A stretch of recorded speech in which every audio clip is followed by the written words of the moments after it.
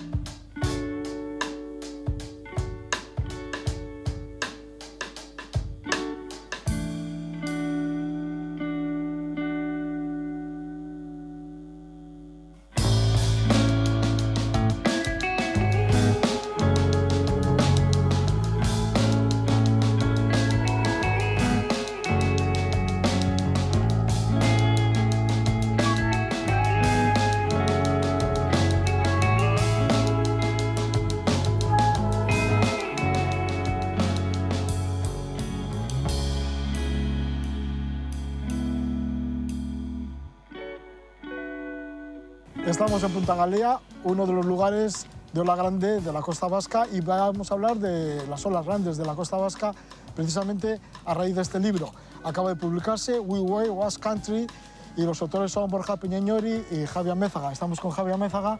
Hay que decir que ambos son también los editores de la revista 360 Surf, que en papel salió desde el año 1987 hasta el año 2022, y también son parte de la organización o los organizadores de lo que es el campeonato de ola grande aquí, la ola grande de Punta Galea.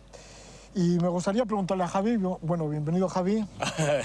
Vale, me gustaría preguntarte, ¿cuál es el potencial de ola grande en la costa vasca? De eso trata vuestro libro. Sí, bueno, lo hemos ido descubriendo con el tiempo, porque aquí la verdad es que antes no se conocía bien todo el potencial que teníamos en nuestra costa, y hemos descubierto que realmente tenemos unas olas extraordinarias, sobre todo, pues por ejemplo, aquí en Vizcaya, digamos que la ola más importante es la de Meñacoz, y luego está esta de Punta Galea, que son las olas, digamos, más importantes para el sur de Ola Grande, y luego en Guipúzcoa tenemos en Zumaya la ola de Rocaputa, que digamos que es en cuanto a calidad puede ser igual la mejor de todas las olas que hay en Euskadi. Si bien es cierto que la que recibe mayores marejadas y produce olas más grandes es la de Meñacoz. Luego también está en Deva, hay otra que es la de Sorguineche, y luego hay algunos spots también pues, de olas que se puede coger ya de towing, como puede ser la isla de Ízaro, Playa Gris en Guipúzcoa, o la de Belarra ya en Iparralde, frente de Hendaya, que se coge muy pocas veces al año, pero que produce olas gigantescas que solo se pueden coger con remolcados con moto de agua. Así que olas tenemos muchas, muy buenas. Tenemos una costa muy apropiada porque está llena hay acantilados, hay arrecifes, hay olas de playas de arena, estuarios de rías. Tenemos una costa además que recibe todos los vientos, y tenemos una costa, la verdad es que muy valorada también ahora ya por los surfistas de olas grandes de todo el mundo que siempre se paran por aquí a visitarnos. ¿Cuál ha sido el proceso? Porque claro, hace muchos años coger una ola de 2-3 metros ya se consideraba ola grande, pero esto ha ido cambiando mucho con el tiempo. Sí, digamos que, bueno, cuando se empezó a hacer surf aquí a finales de los años 60 y en los 70, pues el material que llegaba, de las tablas que llegaban, pues no eran apropiadas para surfear olas muy grandes. Y entonces se consideraba que una ola grande pues era, pues, por ejemplo, la triangular en la Salvaje, ese tipo de olas que se podía coger con 3 metros y con unas tablas que, bueno, no eran apropiadas, pero más o menos se podía arreglar. Y luego ya se consideraban olas como esta de Punta Galea, se consideraba que eso ya, cuando estaban en invierno, esas olas grandes de 6 metros, que eso es insurfeable totalmente, que no se podía surfear. Y sí que, bueno, con el tiempo, pues poco a poco ha ido evolucionando los materiales y ya se empezó a entrar ya en lugares, en spots que anteriormente se consideraban imposibles. El primero de ellos y el más importante es el de Meñacoz. Sí, en Meñacoz precisamente empezaron a cogerse olas grandes, ¿no?, por los surfistas. Esto en el año 1975. ¿Quiénes fueron los pioneros? Sí, bueno, nosotros partimos en este libro, partimos de una sesión que fue mágica y bueno, que marcó un poco el comienzo de lo que podríamos decir ya de ola grande de verdad, que fue en septiembre del año 75, que se metieron al agua Pepe Toni Gainza y Sabino Muguruza. Sabino Muguruza, que el hombre ya murió hace unos años, y Pepe Toni sigue surfeando ahí a tope, y cogieron unas olas que, vamos, ahí nadie se había atrevido sí que había habido algún baño, pero con olas más pequeñas, pero nunca había habido un baño así grande, tan potente, con esas olas ya de más de 4 metros. Y entonces pues marcamos un poco a partir de ahí, de aquel baño, lo que es el origen ya del surf de las grandes. A partir de ahí ya empezaron a tener también tablas un poco más apropiadas, empezaban a llegar tablas ya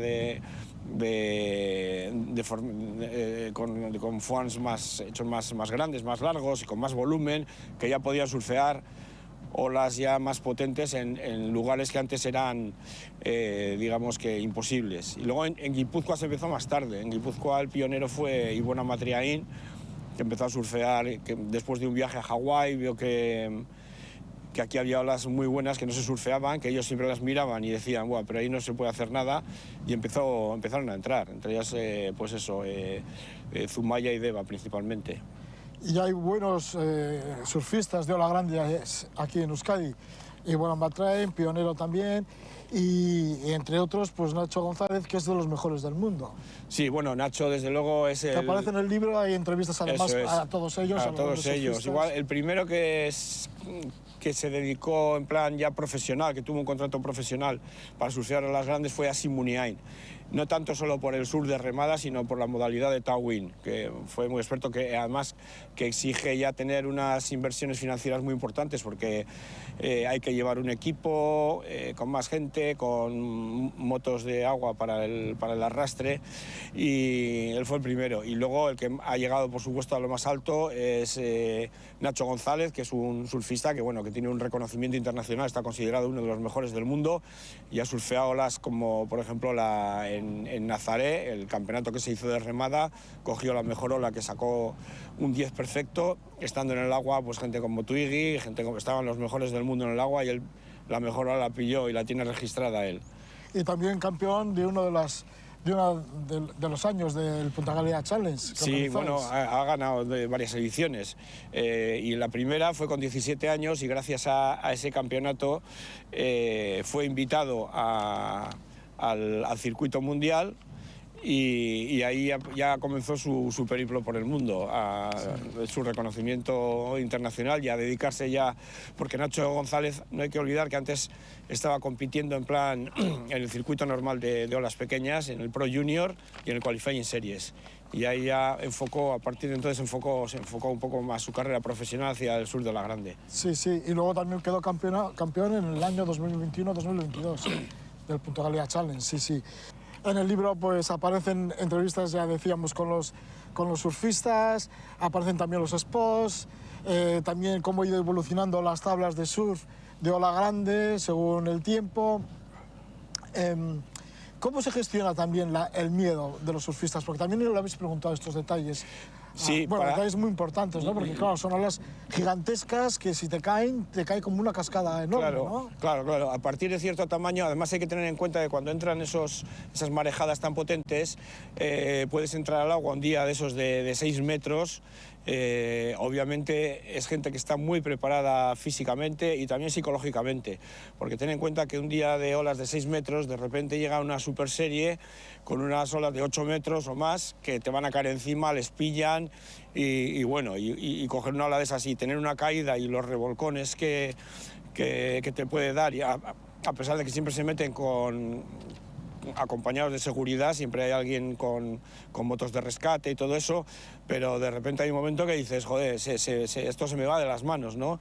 ¿Cómo gestionan eso? Entonces ahí también les hemos preguntado a ellos cómo gestionan ellos esos momentos en los cuales pues ven que se ha ido todo un poco así de las manos y que tienen que mantener la calma y hay que salir de allí. Y ellos, la verdad es que hay unos cuantos relatos pues bastante interesantes. Sí, de sesiones algunas muy complicadas. Algunas muy complicadas, sí, muy grandes. Sí. Por ejemplo, hay una de Jaime Fernández, la primera vez que se metió en Sorguineche, ahí en Deva, junto con Ivona Matriaín, pues cuenta pues eso, que le agarró, estaba en un sitio, en un punto donde la corriente no le dejaba moverse y le estaba a caer encima un cerrón, olas de 4 metros continuamente sin poderse mover del sitio, y dijo, de aquí o salgo de alguna manera o mucho tiempo así no puedo aguantar. Y te van contando ese tipo que son muy interesantes. Sí, Javi, también habrá los profesionales, sí. También, porque también nos cuentan sus vivencias gente como Twiggy Baker o Nick Lamb. Claro, surfistas internacionales que han venido a Euskadi precisamente para el Punta Galea Challenge. Sí. El Punta Galea Challenge, que lo organizáis desde el año 2005 hasta ahora, 18 ediciones. Sí.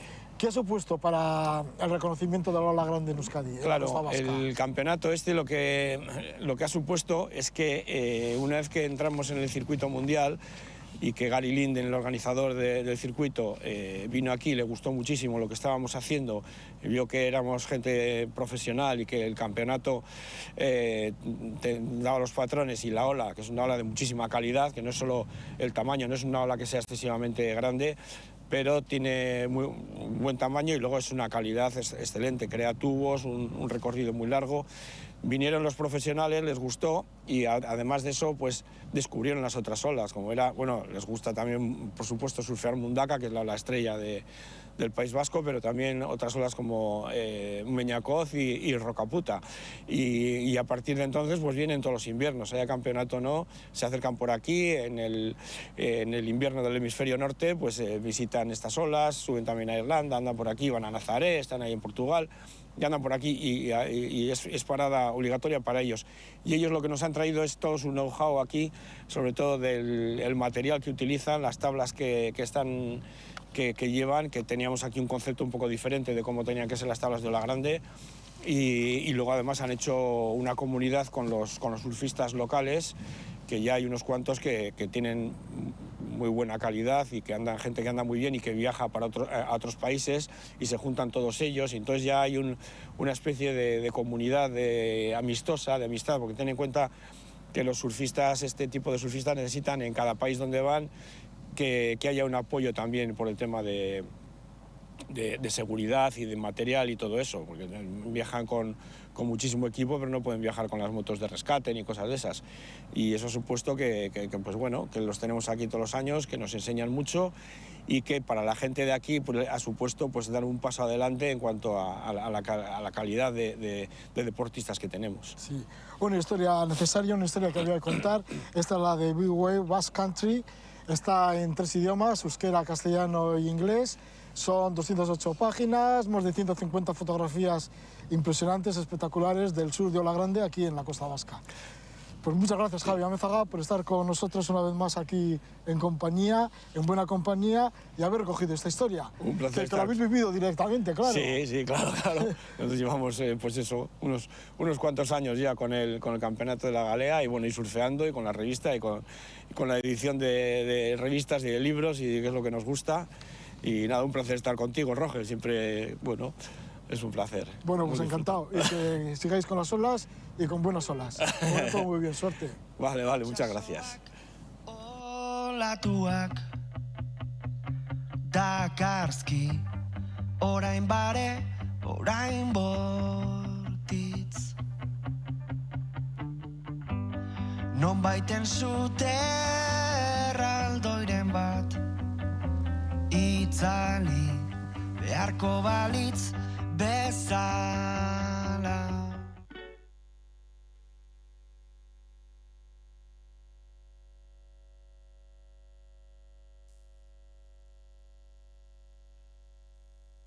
Ana Collán, la verdad es que un trabajo muy bonito, que bueno, la verdad es que me ha hecho un poquito spoiler también a mí para hablar luego del libro, pero no, nos ha venido muy bien porque la charla que vamos a dar ahí no va a ser específicamente sobre el libro, vamos a intentar entender cómo hemos llegado a este libro, es decir, desde un poquito de los orígenes de la actividad editorial de 360, de Javi, de Borja, de los socios iniciales, entender un poco todo el proceso y entender por qué este libro pues, es el colofón y por qué han querido ya como que sea su despedida en este mundo editorial. Entonces, bueno, sin más dilación, vamos a dar el primer aplauso de la mañana a Javi Amézaga.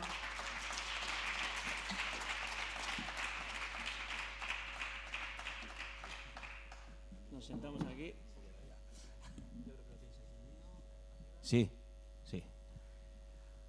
Bueno, Javi, la primera pregunta que ya te la he hecho ahí fuera. ¿Puede ser que estemos hablando de la despedida más larga de la historia del surf? Sí, parece que soy un poco pelma ya, que venga a despedirme. No, bueno, realmente ha sido ahora cuando ya este año hemos decidido ya traspasar todo nuestro legado. Hay una nueva empresa que se está llevando todas nuestras cosas y de hecho son los artífices de que hayamos podido hacer este último libro, que era una cosa que Borja y yo teníamos como muchísimas ganas de hacerlo y era como un proyecto que teníamos en mente, pero no sabíamos si lo podíamos sacar adelante, porque estos libros son productos muy caros y llevan una inversión bastante potente y bueno, pues llegamos a un acuerdo y hemos podido sacarlo adelante y la verdad es que estamos súper orgullosos y además que estamos teniendo muy buen feedback, muy buenas... Está funcionando. Sí, seguro que sí. Porque es un libro que está disponible en librerías, no Sí. solo en tiendas de surf ni en tiendas especializadas, sino que es un libro que podemos encontrar. Básicamente en librerías, está en librerías y luego se puede comprar también online. Pero bueno, ya la distribución no la llevamos ya nosotros. Sí que les hemos cedido todos los contactos de todas las librerías, todas las tiendas, tal, pero eso ya lo llevan ellos. Vale. Bueno, adelantaba eso, que el libro es como el instrumento un poco para la despedida final, pero vamos a echar la vista atrás, vamos a recordar un poco, hemos visto un par de fotos ahí que estabais prácticamente igual que ahora, Sí, tú y seguro. Borja. igual, y bueno, igual. antes hablaba de 38 años, 1987, Sí. o sea, bastante lejos. Cuéntanos, ¿cómo nació? Bueno, ¿Cómo nació la idea? Bueno, era para los surfistas de la época, para nosotros era como un sueño intentar vivir del surfing, porque en aquellos años pues el surf no era como industria, era algo muy básico, estaba saliendo. Sí que también te voy a decir que yo estuve primero 6 años de socorrista, no sé si puntúa. Estuve trabajando de socorrista en la playa Salvaje, sí, 1 año en Soplana y 5 en la Salvaje, antes de todo aquello. Y luego, bueno, surgió este proyecto, la verdad es que nos metimos en una aventura a ver qué es lo que pasaba. Yo llevaba mi orientación profesional por otro lado, con el tema de Bellas Artes y luego de monitor de natación y otras cosas que no tienen nada que ver. Y bueno, fue vamos a ver qué pasa con esto, y nos funcionó súper bien desde el principio, y además coincidió con el arranque real de la industria del surfing a nivel potente ya en Europa. Una industria que ya estaba funcionando muy bien en Estados Unidos y en Australia desde hacía ya bastantes años, pero a Europa todavía pues no había llegado. Además, aquí salíamos un poco de la época del franquismo, todo eso,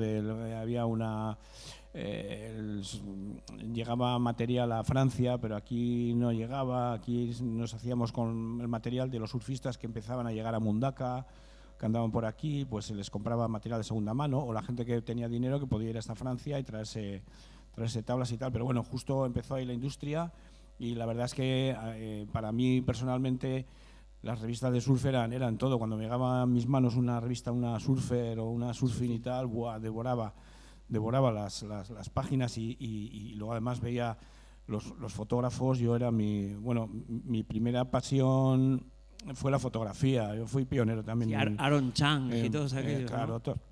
todos aquellos, y Jeff Divine y tal, que luego tuve la ocasión de conocerles personalmente. Y para mí lo de la fotografía acuática y Dan Merkel y todos esos, joder, era flipante. Y me hice el primer equipo fotográfico ya para sacar fotos antes de hacer la revista. Yo ya sacaba fotos y fui el primer fotógrafo así acuático en Mundaka, que por cierto hay una fotografía que es el primer póster del número de 360. Sí, del número 1 sale Juan Ramón Iñárritu con una tabla, que es esta que tenemos aquí, una Lighting Ball hawaiana, que llegó a finales del 79, 80, por ahí, por nuestra costa, y pasó de varias manos. Primero estuvo en manos de Aspe, luego de Ignacio Navarro, el butanero, luego pasó a Iñárritu, y luego la tuve yo. Y luego Enrique Artero, que la ha restaurado y la mantiene aquí. Una Lighting Ball de Jerry López original, que es la bomba. Y bueno, pues con lo de la fotografía y todo eso, pues yo estaba entusiasmado. Hoy, por cierto, tenemos una fotógrafa que ha colaborado mucho con nosotros en los campeonatos de la Galea, haciendo los retratos, Silvia Oselka, y que hay una foto muy bonita ahí de Nacho González. Y la verdad es que, bueno, pues así nació. Y así ha estado. Por aquel entonces has mencionado las revistas americanas, Surfer y Surfing, básicamente. Igual había alguna más minoritaria, pero aquellas eran como las dos que se repartían un poco cada uno. A mí me gustaba más la Surfer por la estética, al otro la Surfing y tal. Yo, como ya surfista de aquella época, que ya era lector no, miraba las fotos más bien, porque luego los textos con 14 o 15 años poco entendías, pero te llegaba una revista que a lo mejor era una edición de hacía 8 meses y aún así era una locura para nosotros. El hecho de que apareciera una revista en castellano en la que reconocías, en las que aspirabas a que alguna foto de repente aparecieses y tal, fue un bombazo absoluto en la comunidad surfística de aquí local, fue la bomba. Supongo que así lo vivisteis también vosotros. Ya te digo que funcionó súper bien. No sé si me va aquí esto. Ahora. Funcionó muy bien desde el principio. O sea, al principio, joder, los primeros años fueron. El primer año estábamos nosotros impresionados, y luego recibíamos pedidos de gente que quería empezar con nuevos negocios y tal, todos que querían anunciarse, porque ten en cuenta que entonces la única manera de comunicar en un sector además como este, que era nuevo y que entraba con mucha efervescencia, la forma de comunicar era a través de la revista. Básicamente. Luego llegaron también los vídeos, obviamente los campeonatos, ahí es donde las marcas apostaban y tal, y los surfistas empezaron a patrocinar surfistas, pero el medio de comunicación era la revista.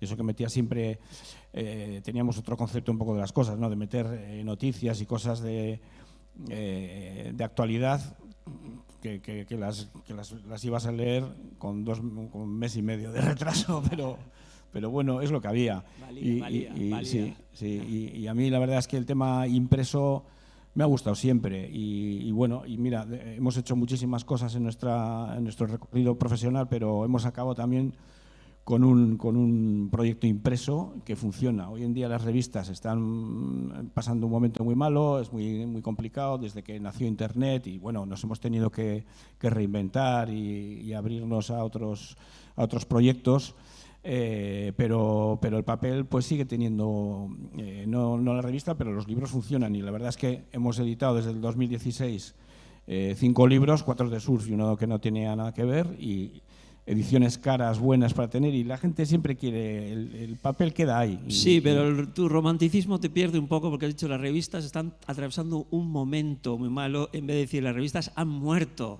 de por vida o no, o tienes una pequeña esperanza de que dé vuelta a esto. Yo si tuviese ahora fuerza y ganas, creo que hay espacio para hacer, por ejemplo, una revista que no como tal, pero sí un número anual, por ejemplo, o 2 números anuales, un número anual. Y de hecho lo están haciendo Surf Sessions, si vas a Francia sigue existiendo y sigue funcionando. Surfer que la habían cerrado, la han vuelto a abrir. Y todo con un concepto nuevo y saber integrar un poco la parte, digamos, de Internet, la comunicación por Internet, que realmente como comunicación no aporta mucho dinero, digamos, es muy complicado, porque Internet todo lo que va es para las ventas de producto o en su caso para las webs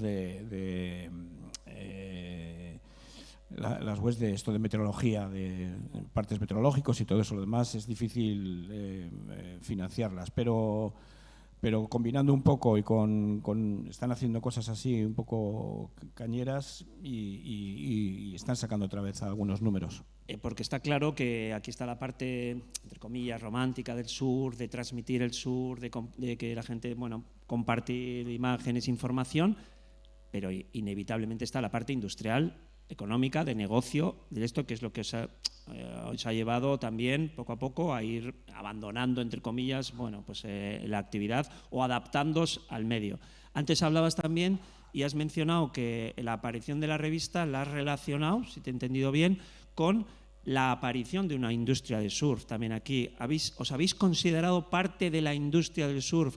Cuando la industria del surf ha ido bien, 360 y las revistas han ido bien, y si la industria del surf empieza a flaquear también vosotros, ¿cómo veis esa relación? Bueno, obviamente el comienzo fue un poco retroalimentación por las dos partes, o sea, nosotros somos partes de impulsar la industria, en un momento en que la industria estaba cogiendo fuerza también realmente, entonces ha sido todo retroalimentación. Luego, obviamente, si la industria va mal, pues las revistas van mal porque no hay suficiente dinero para publicidad, para ese tipo de cosas, que al final es de lo que vives. Pero luego ha habido otro factor muy importante, fue la aparición de Internet. La aparición de Internet al papel le hizo mucho daño. Al papel, todo tipo de revistas, a periódicos, a todo. Entonces, a partir de entonces, nosotros nos dimos cuenta que teníamos que reinventarnos un poco y abrirnos a nuevos proyectos y bueno, pues hemos hecho de todo. Así abrimos una nueva empresa entre mi socio Borja y yo. Empezamos con el 2005 ya con el campeonato de Punta Galea, que tuvo un origen también, pues digamos que tuvo bastante potencia desde un primer momento y nos funcionó muy bien. Pero luego hemos hecho de todo, el tema también de exposiciones. Aquí en Itxasmuseum hicimos una exposición muy bonita que iba a estar como 4 meses y al final estuvo 1 año. Hicimos también con una exposición con una colección muy potente de tablas de Enrique en Valdoviño, en Galicia, hemos participado en foros, hemos participado en creado incluso ferias un poco especializadas, ¿no? Bueno, hicimos una feria Expo War 2000 que estuvo muy bien y luego participamos también como en la parte comercial de Grisexpo. Hemos hecho de todo. Hemos hecho también muchos proyectos que han salido fallidos, que no han funcionado, pero es que claro, tienes que hacer un montón de cosas para que algunas funcionen y algunas han funcionado y otras no. Y luego sí que a mí especialmente me gustaba mucho el tema impreso. Yo tenía en la cabeza de hacer un libro, plantar un árbol, y eso yo lo había hecho porque tengo huerta, pero me faltaba lo del libro. Y el hijo, pues tengo una hija ahí y otra hija que no ha venido porque está en no sé dónde. Bueno, en el fondo, por hacer un resumen, a ver, también corrígeme si no es del todo acertado, fue el nacimiento de la revista, fue un boom que incluso os llevó a diversificar y hacer ediciones especializadas de snowboard, de skateboard, de bodyboard, o sea, hasta ese nivel tuvisteis de mercado y de público. Sí, bueno,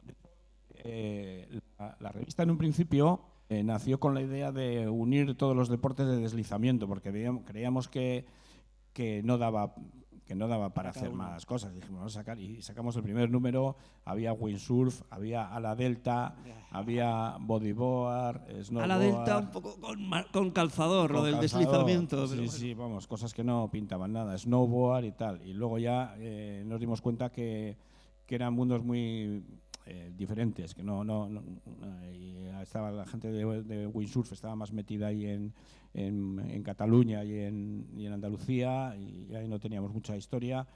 Y luego pues sacamos una revista de bodyboard, 360 Bodyboard, y una revista de skate que funcionó muy bien también durante unos años. El skate pegó un subidón así increíble, impresionante. Y luego se cayó también de repente, sí.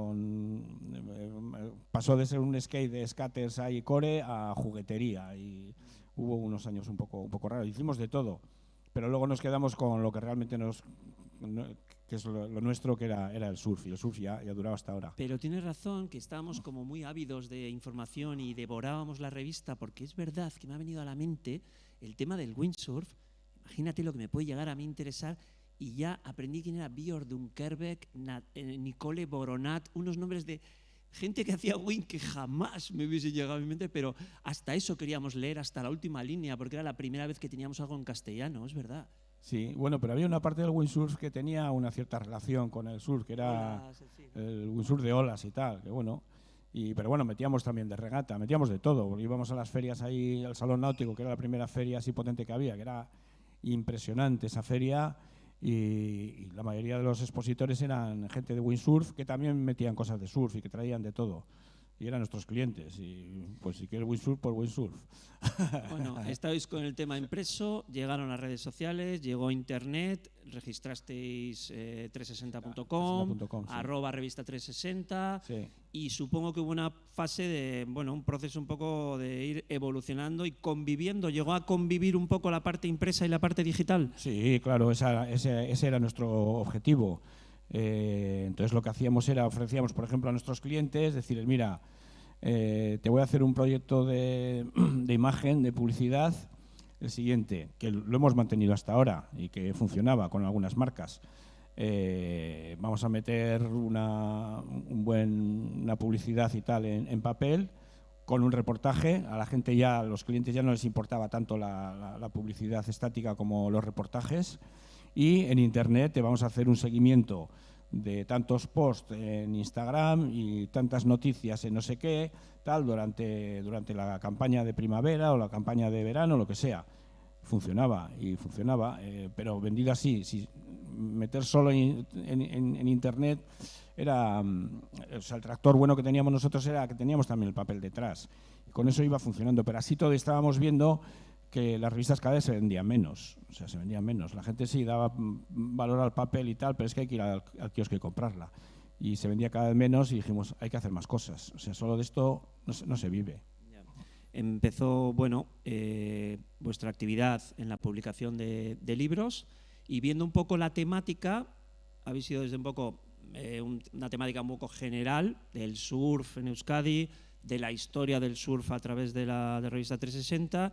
Luego hiciste una cosa muy específica de Mundaka, como la más emblemática y más representativa de nuestra costa, y ahora os habéis tirado a la ola grande, ¿vale?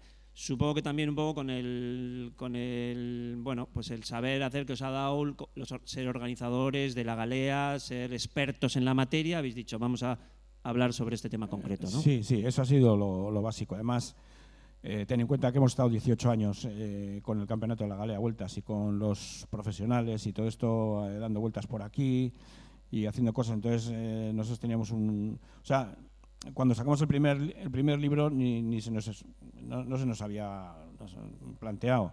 Yo quería sacar el primer libro por hacer un una visión de lo que es el surfing aquí en Euskadi y funcionó muy bien, está agotado el primer libro.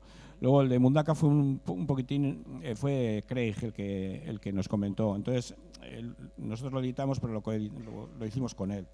Entonces él quería hacer una cosa suya propia, primero habló con la gente ahí de Mundaka, porque había otros proyectos para hacer libros, pero claro, luego hay que ir y hacerlo, y no salía, y luego ya habló con la gente de allí, y bueno, pues lo voy a hacer yo con estos, con Javi, con Borja, y salió ese proyecto.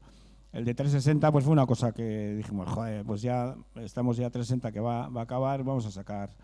Yo quiero hacer una cosa de mis experiencias que he tenido en el surfing por todo el mundo, gracias a ese libro. Por todo el mundo, porque ese no lo tengo yo muy controlado. Ese ya es un poco el surf a nivel global, de cómo ha ido evolucionando a través de vuestras experiencias. Sí, historias y movidas que nos han pasado pues en todos lados, en cualquier parte. Todo referido a... Pero desde que estáis en esta historia, desde el 87, no retrotraéis a Duke Hanumuku y a la historia del surf. Es a través de 360. Vale. Y bueno, viene hasta las publicidades que se hacían en la época, que ahora serían impensables políticamente muy incorrectas, ¿no? Totalmente, pero eran muy divertidas.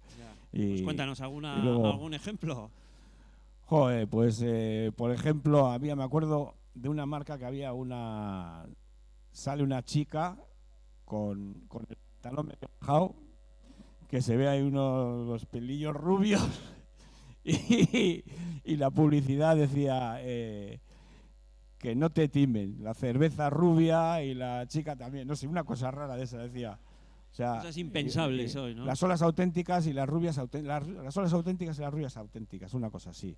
Imagínate, ahora desde luego tendría mucha repercusión actualmente, desde luego, pero ese es un ejemplo. Hubo otro que, joder, cuando los atentados del 23M, el 23M era el 11, sí, los de Madrid, las bombas. Había un cliente que era Osbow que había contratado una publicidad que iba a hacer en 2 números, en el cual salía el surfista estrella de ellos, el hawaiano, que no me acuerdo ahora cómo se llama, Lel Hamilton, debajo de una caída de una presa, y estaba la presa y el tío abajo esperando con su tabla y esto de dinamita, sí, tipo el coyote y correcaminos, ¿no? Sí. Y luego el siguiente número era dinamitaba y salía un chorro gigantesco de agua que formaba una ola para que él la surfease. Y justo cuando teníamos el anuncio en máquinas, pasó esto. Y entonces llamaron de Francia, de Oslo, y dijeron, oye, no metáis ese anuncio de ninguna de las maneras. Y dijimos, no puede ser porque está impreso. Y los tíos, joder, pues es que es que fíjate tú qué campaña ahora, qué lío. Se llegó a publicar. Dijimos, claro, porque es que estaba impreso ya. Le dijimos, pues vale, si lo quieres quitar tienes que pagar la impresión de nuevo.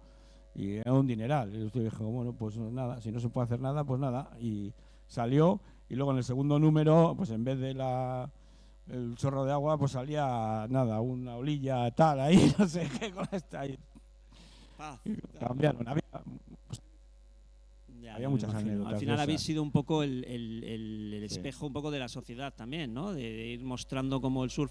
Aquí hemos hecho una pequeña exposición, aparte de las películas que hemos ido mostrando. Hay otra exposición muy bonita de la evolución del surf a través del cine, por así decirlo. No sé si habéis tenido ocasión de verlo, pues bueno, con los shapes un poco de la época, pues desde las más emblemáticas de Endless Summer o Momentum he visto y luego ya pues la más comercial con los pingüinos de Happy Feet y le llaman Body y tal y cual.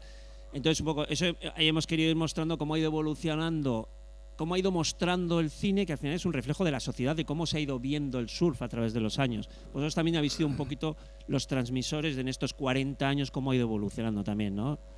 Sí, bueno, claro, salimos como medio de comunicación, entonces medio de comunicación tiene que comunicar y bueno, pues hemos estado muy encima de todo lo que ha ido ocurriendo todos estos años. Sí que nos hemos dado cuenta que al final, sobre todo con las redes sociales y tal, joder, que se nos hacía cada vez más pesado eso, y pues somos de otra época y nos costaba mucho. y bueno, hemos seguido encima hasta ahora, metidos ahí a tope, pero bueno, ahora ya vemos que estamos un poco fuera de onda. Vale. Nos vamos quedando obsoletos ya. Habéis sido un medio editorial, pero aquí se me viene a la cabeza una pregunta. No sé si habéis tenido una línea editorial que ha generado, no digo polémica, digo más bien debate. No sé si las revistas en aquella época tenían ese tinte un poco de que la línea editorial de la revista o la nota del director o lo que sea podría generar un debate, porque como hoy todo genera debate y todo genera polémica y siempre están los que están a favor y en contra, no sé si la revista por aquel entonces era un poco más, no sé, blanca, entre comillas, de no meterse en muchos fregados y no opinar demasiado sobre los problemas que puede haber habido en la industria. Puede ser. La verdad es que al principio sobre todo estábamos trasladar era buen rollito del surfing, o sea, los campeonatos, las sesiones, los viajes, cosas de esas, no entrabais en mucho fregado de crítica. No, luego además había que tener mucho cuidado porque, o sea, todas las noticias y todos los temas estaban relacionados con una marca de surf. Las marcas eran potentísimas y no estábamos por la labor nosotros, ni la competencia que salió después, no estábamos por la labor de meternos contra un cliente de publicidad, no se nos ocurría. No, nos ha pasado cosas y hemos tenido críticas fuertes y hemos tenido que ir ahí a Francia a negociar y a pedir perdón allí por chorradas de no sé qué. Sí, hay muchas anécdotas y tal. Bueno, una vez me pasó que fuimos con la revista que nos llamó el de Billabong y tal, joder, llegamos allí y para hacer el contrato del año siguiente y tal. Y me dice el tío, a ver, pues la publicidad de este año y tal, no sé qué, para el año que viene, lo que pasa es que nos gustaría que aparezca la publicidad en la revista. ¿Cómo?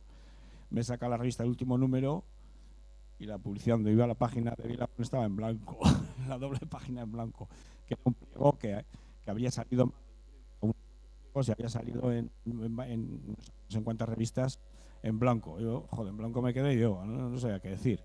Y, o sea, te pasaban cosas de esas. A partir de ahí, todas las revistas que iban a los clientes, en lugar de mandar directamente de la imprenta al cliente, pasaban por la oficina, mirar si estaba y luego mandarla.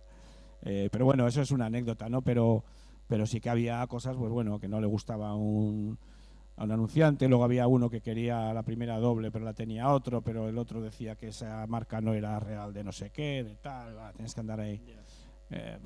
Pero bueno. Bueno, antes has mencionado que inicialmente cuando redactabais, editabais la revista, poníais una noticia que en ese momento era de actualidad, pero cuando llegaba al kiosco o al suscriptor igual había pasado un mes y medio y bueno, nos valía con ese plazo. Hoy, entre eso y la realidad de hoy, de la inmediatez de todo, que está unos segundos disponible, o unos minutos, o como mucho un día las noticias y ya empiezan a pasar a las páginas siguientes de los medios, pues hay todo un proceso.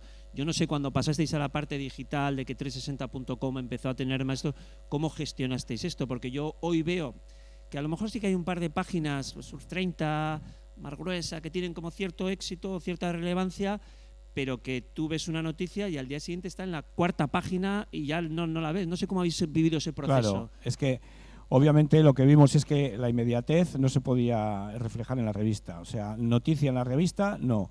En la revista lo que era es reportajes, entrevistas, cosas interesantes que no tienen una caducidad actual. Mira, por ejemplo, en el último número que publicamos,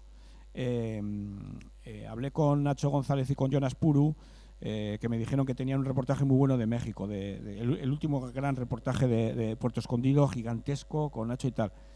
Y, joder, me interesaba un montón. Y dije, pues si puedo, le hago una entrevista a Nacho, que nos cuente la historia, no sé qué. Y lo primero que me dijeron fue, pero te vamos a pasar el material, pero con la condición que no se ponga nada en internet. Este material lo queremos exclusivamente para papel. ¿Qué es lo que pasa? Que ese material de un reportaje exclusivísimo que ocurre una vez cada no sé cuántos años, de una ola fantástica, que no sabes si lo vas a volver a repetir ni nada, querían que perdurase. ¿Cómo perdura? Estando en el papel. Y luego en internet sí que puedes hacer referencia a ese reportaje que ha salido en el papel y tal, pero una vez que ha salido en el papel, pero lo tenían clarísimo. Y así me ha pasado con más gente. te va a mandar un reportaje y tal, pero eso lo queremos exclusivamente si lo metes en papel. Incluso en los últimos números ya te decían, no teníamos mucho presupuesto, decían, no, yo te lo cedo gratuitamente, pero que salga en la revista, no queremos que aparezca en internet. Bueno, ellos también han evolucionado mucho porque saben que hoy están sujetos al tema de internet y lo que consiguen es mantenerlo en secreto hasta que deciden publicarlo y tal. Hemos tenido un caso muy curioso en este festival. La película con la que abrimos hace un mes, hicimos un pistoletazo de salida en el Antxoki de Bilbao, Glory and Consequence, que es una película de Jonas Puru en Mundaka el 20 de octubre, el famoso domingo trágico por la cantidad de gente y de mal rollo que hubo, pero bueno, épico.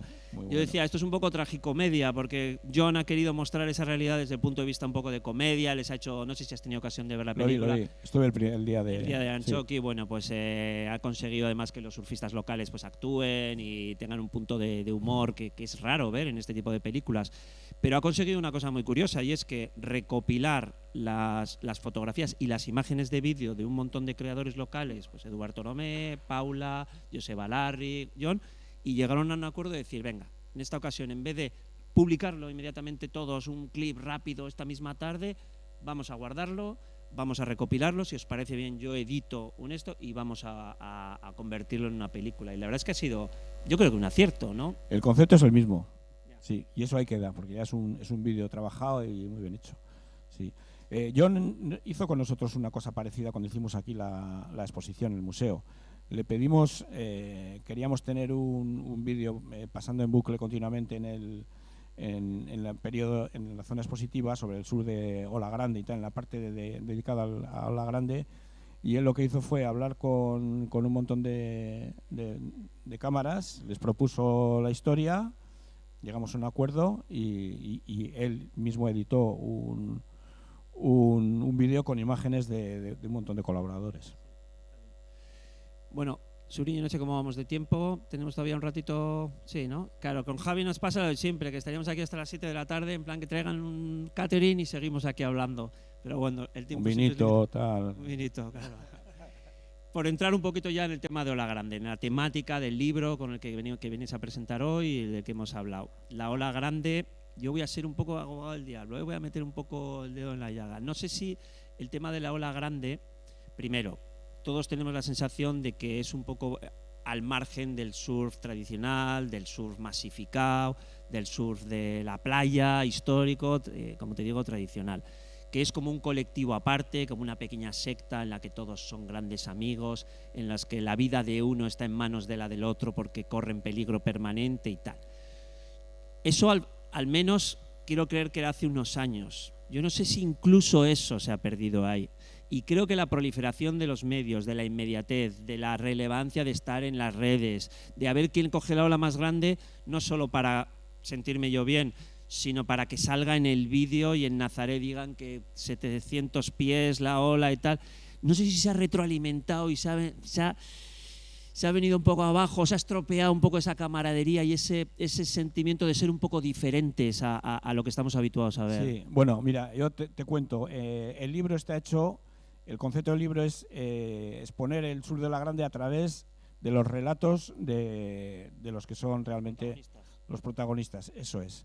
Entonces, a partir de ahí, con sus propios relatos, la conclusión que se saca es que aquí, por ejemplo, en el sur de Ola Grande de remada, a nivel de Euskadi, hay como una comunidad que se respetan y que funciona muy bien. A nivel mundial, en general también, todavía siguen, ten en cuenta que cuando vas a surfear olas de este tamaño necesitas el destino donde vas, tener ahí unas tablas determinadas y luego un equipo alrededor de gente de motos de agua, de seguridad, gente profesional y tal. Entonces, para ellos es decisivo eso, cuando las condiciones son muy, muy grandes. Pero también te comentan que hay sitios concretos, por ejemplo, Nazaré, que ahora ya el sur de remada allí ni se hace. Y dice que, o sea, la gente que va allí dice que deja de ir ya, o sea, porque se ha convertido aquello en un circo. Otros sitios como Mavericks, por ejemplo, en California, cuando funciona, ocurre algo similar. Sin embargo, por ejemplo, te hablan de Jaws, de la hora de Jaws en Hawái, y allí los hawaianos son muy estrictos. Entonces, vas allí con su bendición y se surfea y tal, unas condiciones extremas y tal, no te dejan. Y por ejemplo, motos prohibidísimo el Tawin, y son un poco ellos los que ponen las condiciones. Y bueno, eso en cierta forma eres respetado, llegas allí y bueno, y eso pasa también en otros sitios de Sudamérica y tal, y las relaciones entre ellos en general son bastante buenas entre ese equipo, pero ya digamos que son entre los más veteranos. Ya está entrando mucha gente nueva, con mucha ambición, con muchas ganas de aparecer en los medios y tal y cual. Y eso es como todo, se va destruyendo y es muy peligroso, ¿eh? Muy peligroso. Claro, ahí está, es el punto de peligro, y luego es lo que dices tú, yo conozco chavales de 13 y 14 años que ya tienen tablas de 8, de 9 pies para cuando ir a Meñacoz y tal. Yo, bueno, con esa edad, bueno, tenías lo que tenías y luego como mucho tu única tabla, un 6.2, un 6.4, con el que surfeabas todo lo que podías llegar a surfear. Hoy ves chavales que con 13 y 14 años están empezando a entrar en Meñacoz, con tablas grandes, con tal, y se genera un punto de peligro que bueno, que hay que tenerlo en cuenta, ¿no? Para la gente que hay alrededor, porque no sé, son unas condiciones que los chavales igual no dominan, no controlan bien las prioridades, cómo coger una ola. Tampoco te puedes meter ahí todos a pelear el pico, porque ¿entiendes? Que hay un concepto, pero si me permites explicar, porque igual la gente no está muy familiarizada y se está venga a repetir, que es el tema del towing, como del arrastre, que es una modalidad, a ver si lo explico bien, si no me matizas o me lo corriges. Hay veces que las olas son tan grandes que el único momento en el que puedes remarlas y ponerte de pie es en el momento de máximo impacto en el que se va a poner ya la ola vertical, y es materialmente imposible hacerlo con el material que hay hoy en día. Entonces lo que se hace es, vienes arrastrado desde alta mar, en el que la ola se está formando y todavía no es tan vertical, con una moto de agua, y te sueltas en el momento en que crees que te va a arrastrar ya la onda, y en el momento de máximo impacto ya estás ubicado en el lugar de esto. Exacto, el towing en teoría es para poder entrar en olas que remando sería imposible, no solo por el tamaño, que la mayoría es por el tamaño de olas, a partir de cierto tamaño es imposible remar a la suficiente velocidad para coger la ola antes de que caiga, sino también por el fondo. O sea, por ejemplo, los slabs, está la ola de la central nuclear. En la central, por ejemplo, cuando surfean normalmente, si entran salvo los corcheros, los bugueros sí que entran con sus aletas, pueden coger, pero con tabla es muy difícil, y ahí entran también con tawin, ¿no? Algunas olas de esas. Pero además, ¿qué ocurre? Que una moto de agua contamina por el combustible y contamina acústicamente. O sea, tú estás en el agua tranquilamente, relajado, con tu mujer, con tu hija, surfeando tan tranquilo, y empiezas a oír una moto alrededor tuyo con el sonido. No digo los cabras, entre comillas, que están ahí haciendo el loco con motos de velocidad, sino una moto que empieza a revolotear y a traer gente. Y además juegan con ventaja, porque es gente que tú, el surf, la parte mala del surf, yo siempre digo, la parte fea del surf, o la parte fea, la pena del surf es que por mucho que tú quieras ser un surfista tranquilo, siempre estás compitiendo con los demás, porque cada ola la surfea una persona, estrictamente. Es decir, alguien tiene la prioridad de una ola. Entonces, por mucho que quieras estar tranquilo en el agua, si hay más gente, vas a competir, sí o sí. Si alguien viene de alta mar arrastrado por una moto, siempre va a tener ventaja, porque antes encara la ola y antes está en la ola. Entonces hay un debate eterno. Incluso en el tema de ola grande hay gente muy en contra de las motos de agua. No sé si eso se plasma también en los testimonios de los protagonistas. Sí, además no solo por todo lo que has comentado de esas molestias, sino también por el hecho de que van del surfista a la moto hay un cable de una distancia determinada, que estás tú allí y vamos, es un problema. Por eso hay lo que estaban diciendo, hay algunos relatos que dicen eso, pues, que ya Nazaret, que se hace imposible, porque no puedes, no estás a gusto allí. O sea, es un follón, no hay respeto, no hay tal. Pero sí que hay otros sitios donde se prohíbe directamente. O sea, en Meñacoz nadie coge con tawin, no te dejan, a no ser que sea un día que las condiciones no permitan surfear, lo que sea. Entonces entran algunos de estos a entrenar, pero se respeta mucho entre ellos. ¿No te dejan? Pero no te dejan. ¿Quién no te deja? La gente que la surfea gente allí. No, nombres y apellidos. Bueno, los que surfean habitualmente allí, todos los que están en el agua. Ya. O sea, si hay 10, 15 tíos en el agua, va a entrar alguien con una moto de agua, le dicen, fuera directamente. Es que nadie va tampoco. O sea, no, ya se sabe que hay sitios que no se puede. Por ejemplo, igual en Rocaputa tampoco, pero en la siguiente, en Playa Gris, pues y entran con... Son como normas no escritas que la gente Eso entiende es, y eso que es. asume y tal. Eso es, y además aquí se conoce todo el mundo. No te puede llegar de repente un tío que nadie conoce con una moto por ahí, ¿de dónde sale y tal? ¿No? Entonces, pero hay otros sitios donde, pues bueno, pues eso, como es el tema de Nazaret, algunos que se te pueden meter ahí. Batalla perdida. En medio, ya se ha acabado. Bueno, por ir terminando, vamos a hablar del futuro. No sé si el año que viene estaremos aquí otra vez. Futuro ya está aquí. ¿Qué excusa tendrás el año que viene para estar aquí despidiéndote otra vez? No, el futuro, ¿cómo lo ves? ¿Cómo lo ves tú, el tema de Ola Grande, del surf? No tengo ya ningún proyecto. Sí que hemos dicho, por ejemplo, al Ayuntamiento de Guecho les he dicho, oye, nosotros la galea ya lo dejamos porque lo hemos dejado, pero contar con nosotros, conmigo, con Borja, con Joaquín, para lo que queráis. O sea, si entran otros nuevos promotores y tal, que sé que hay gente, es complicado hacer ese campeonato, pero bueno, sé que hay otros promotores, nos vamos a ayudar en todo. Si hay algún proyecto editorial de alguien que quiere hacer algo y tal y cual, yo voy a echar una mano. O sea, tengo que decir que colaborar, pero ya tengo que decir que yo me he dado de baja de todas las actividades. Luego yo no voy a hacer ya. ¿Estás oficialmente nada. Jubilado? ¿Podemos anunciar que estás oficialmente jubilado? Estoy oficialmente jubilado, sí. Vale. Entonces, y por terminar, el tema de Ola Grande en el País Vasco, de Ola Grande en general, ¿cómo lo ves? ¿Hacia dónde vamos? ¿Olas más grandes? ¿Sitios más peligrosos? ¿Cómo ves tú el futuro? Por ir a la temática específica del libro. Yo creo que, bueno, también por los relatos, creo que aquí se ha llegado ya a un punto máximo de calidad surfear y de surfear. Ola Grande, ya se coge todo lo que llega, normalmente se puede coger aquí. Sí que la gente está un poco más por el tema de viajar y ir a otros sitios y desafiar otras olas que son potentísimas en Irlanda y todo eso, pero bueno, ahí hace falta dinero y lo que sí que vemos es que no hay dinero, o sea, y eso te lo dicen todos, no hay patrocinios. Ahí, en este momento en Ola Grande pues está patrocinado Nacho González, pero no sé si hay alguien más que tenga más patrocinios. Entonces el sur de Ola Grande exige unas inversiones muy, muy potentes para poder viajar y de repente coger.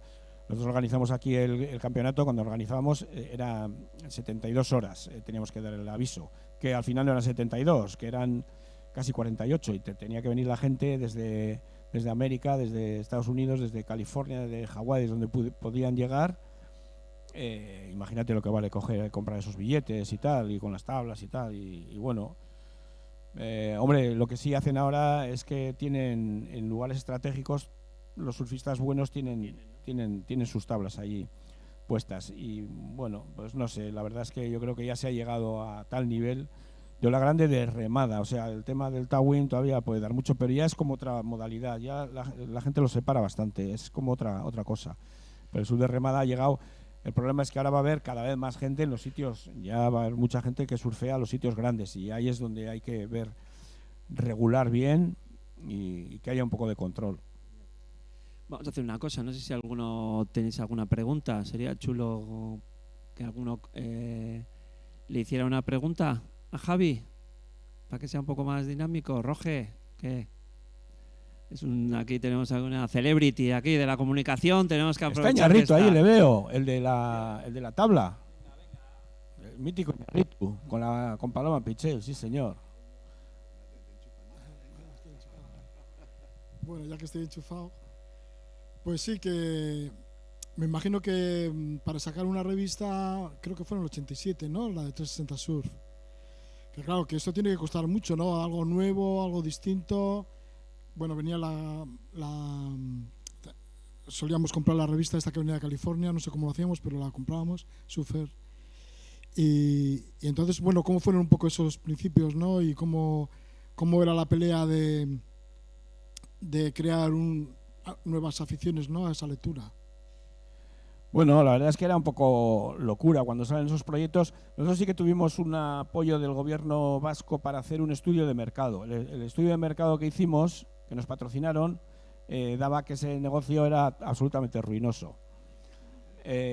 Claro, lo que pasa es que se hace con unos parámetros demasiado, digamos, matemáticos. Pero nosotros vimos cuando estuvimos viajando por todos lados que había un montón, sobre todo en la costa cantábrica y en Canarias, que había un montón de pequeñas, casi ni empresas, pero eran distribuidores y tiendas de surf que estaban trayendo material de otros sitios, de otros países, para vender aquí, y que estaba creciendo cada vez más, que había surfistas por todos lados y que apenas tenían material, o sea, estaba llegando material. Y luego había gente también que estaba empezando a fabricar, ya había marcas de tablas, aquí había varias, sobre todo en Euskadi, aquí era donde estaba la industria más potente.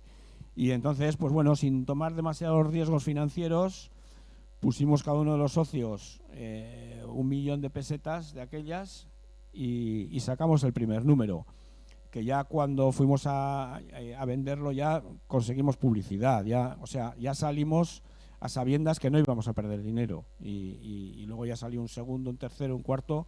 Fue un poco así. Si hubiese salido mal el primero, como nos decía el estudio de mercado, pues estaríamos haciendo otras cosas. Pero al final, pues bueno, mi objetivo en la vida era ser veraneante. Yo desde niño lo que quería era ser veraneante y estar y vivir todo lo que podía en la playa, y al final, pues tontamente, pues lo he conseguido y soy un veraneante. Me fui de Bilbao además para ir a veranear al Gorta.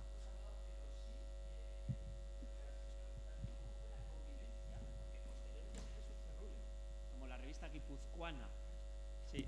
No sé cómo fue la convivencia con ese otro medio, que también tuvo sus años de, bueno, que convivisteis bastante bien y bueno, estuvisteis, no sé si había una rivalidad, una colaboración. ¿Cómo fue en aquel momento? No, había rivalidad. Nosotros nos fastidió mucho que saliese. De hecho, se puso por encima nuestro. ¿En qué año fue cuando salieron ellos?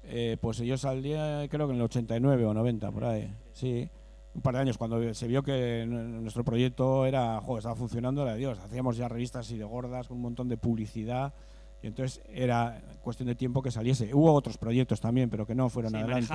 Y así. Sí, pero no fueron adelante, era un poco complicado, y estos salieron y fuerte. Y claro, había mucha rivalidad.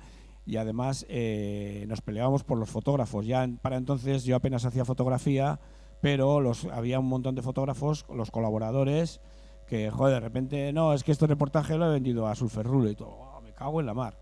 Y viceversa, nosotros no, es que no sé quién, pues nos lo vendía a nosotros y no al otro. Y había algunos que te vendían, no, le vendo unas fotos a este y otras a ti.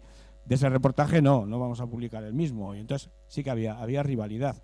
Pero lo que había era mercado, mucho mercado. De hecho, hicimos aquí en el 2012, me parece que fue una exposición que se hizo aquí, que hicimos nosotros el 25 aniversario de la revista. Hicimos un fiestón aquí en el Museo Marítimo, el primero que hicimos, de 25 aniversario de 360. Y ya entonces sabíamos que Surferrole lo iba a cerrar, pues ya me lo habían dicho los clientes. Y estábamos como pletóricos. ¿Era doble celebración? Sí, pletóricos. Craso error. Porque cerraban porque el mercado estaba cayendo en picado. O sea, si en vez de cerrar ellos hubiese salido más competencia, estaríamos ahí todos peleando. O sea, peleas, pero hay mercado. Cuando de repente caen, dices, uff, y de repente eso, al de 1 año, 2 años, 3 años, la publicidad iba para abajo, no sé qué. En primer momento, contentos porque la publicidad que quedaba, pues te venía a ti. Pero luego vimos que además ya las ventas no subían, sino todo lo contrario. O sea, no había revista de competencia y vendíamos menos. O sea, que era malo. La competencia siempre es buena. Si hay competencia, cuanto más mejor.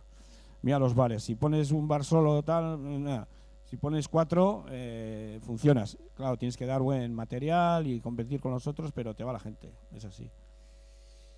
Bueno, pues hasta aquí hemos llegado. Ha sido una gozada, creo yo, hablar con él, escuchar a Javi, como cada vez que estamos con él. Con esto, además, ponemos punto final, el colofón a esta 10ª edición y esta década de lo que ha sido el Laboral Kutxa Bilbao Surfing Festival. Agradeceros a todos, ojalá que lo hayáis disfrutado tanto como nosotros. Muchísimas gracias a Javi. El último aplauso del festival se lo va a llevar él.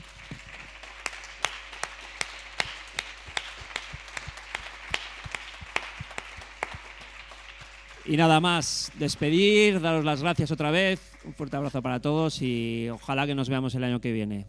Hasta pronto, adiós.